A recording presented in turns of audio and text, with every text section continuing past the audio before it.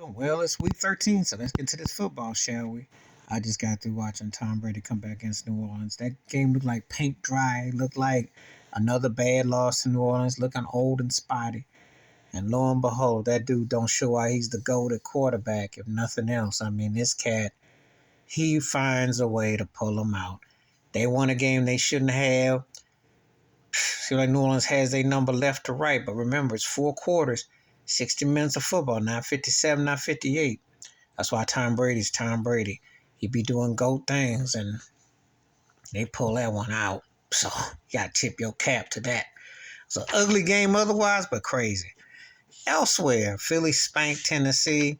I think Jalen Hurts is in the MVP discussion. Philly's arguably the best team going, and this wasn't even that close.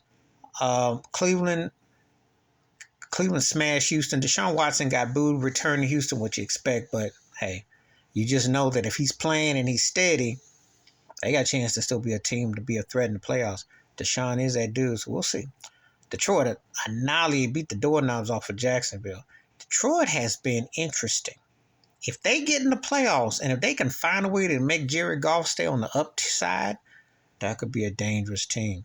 They could actually be an offensive threat. I'm not so sold on the defense, but they're playing feisty. I'm not the biggest Dan Campbell fan per se, but they got some attitude. They're actually low key. And as wide as the NFC is open, you watch out for the bottom feeders if somebody skits in. Minnesota beat the Jets, but this was more about the Jets just not executing by the goal line. Mike White didn't finish up the job. Jefferson looked good. The Minnesota just did enough to win the game. But that's how Minnesota's been winning, so you got to tip your cap. Pittsburgh beat Atlanta. Pittsburgh, Mike Tomlin, again, one of the best coaches of the last 25 years easily. And this guy keeps his team prepared. And they stay, just like when you're writing them off, it might not necessarily be a playoff team per se, but they're going to be a dangerous team to deal with. They're going to be against a lot of these teams. Green Bay beat Chicago. Well, ain't nothing else is new. With Trevor Siemian was in, he got hurt. Aaron Rodgers was going to find a way to win that game, but, what does it really say anyway? I mean, they both teams that underachieve and look lackluster, so we'll see. Washington and the Giants played to a tie. Oof. I think that benefits Washington, though, actually, because Washington's on the upside. The Giants needed anything to stop the bleeding, but I think Washington's more in the driver's seat of the two. We're going to see here because they play again in 2 weeks, so one of these teams got a chance to make the playoffs out those two. We'll see. Baltimore beat Denver, but Lamar Jackson got hurt, but Hurley came in, did enough. Russell Wilson, wasn't his fault. They should have won that game. They did enough, but they didn't finish. So got tippy cap. Baltimore actually won a game that they had to come back in, and they finished up. So respect on that. San Francisco annihilated Miami, exposed 2-2. Even though Jimmy G got hurt, Purdy came in. Frisco's defense ain't nothing to play with. Probably the best in the NFC, if not the whole NFL. Their defense is game. Keep your eye on them. Watch out. You don't really have to deal with them.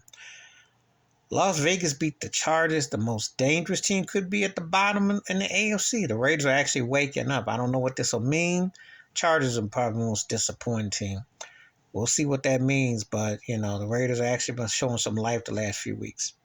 I don't even want to talk about this one. Dallas Indy, you'd think the score was really like it was, but it really was close. In fact, Dallas didn't look that good. They looked vulnerable, but Matt Ryan got old. Unlike Tom Brady, Benjamin Button is working in the wrong direction for him. He looked old, crusty, and rusty. And they need to start with them old white boy quarterbacks or them hurt quarterbacks. Messing with Phillip Rivers and getting Carson Wentz and now Matt Ryan. They need to go get them a legit quarterback who's younger, mobile, and can stay up. Because Jeff Saturday, you should have stayed in the booth or stayed with the suit on and the blazer. I don't think you signed up for that. That fourth quarter, 33-0? Really? And the game was close, but Matt Ryan looked old. Call it what it is. Cincinnati, Kansas City had the game of the weekend. Cincinnati beat them. Joe Burrow's very poised. Brady-esque. Joe Montana-esque. Very cool. Sometimes I got an issue with his head coach, but they got a match. They give Mahomes and them a run because they can move around and hit chase on the fly patterns. They do just enough to nudge it. So Cincinnati is a team that if they get that offensive line straight with some consistency, that's a team you got to deal with. Because Kansas City's still Kansas City. So we'll see how it all plays out. They're close games, though. And of course, my Bills beat New England, which ain't nothing to get excited about because Mac and Cheese Jones is done. And, beating Bill Belichick now is like beating Greg Popovich and San Antonio Spurs. It don't mean the same as it once did because they're just not the same. Without Brady there, just like without Tim Duncan, it ain't the same. And our game was over. It's like it made me think about the Larry Holmes, Maurice Frazier fight. If you're fight fans who remember back in the 80s. Yeah, that fight was just in name only. It was nothing to it. It was a done deal. And we got control of first place. We'll see how it plays out, but beating New England now ain't really that big of a deal. They just stink and they're mediocre, and that's as good as it gets. That's my Week 13 NFL take. How did your team do? Please let me know your thoughts and your takes. Please hit like, subscribe, share the video if you want to, and wash your hands, keep your mind clear, watch out for another. And you're starting to see some things round up there. A few surprise teams. Keep your eye on them out.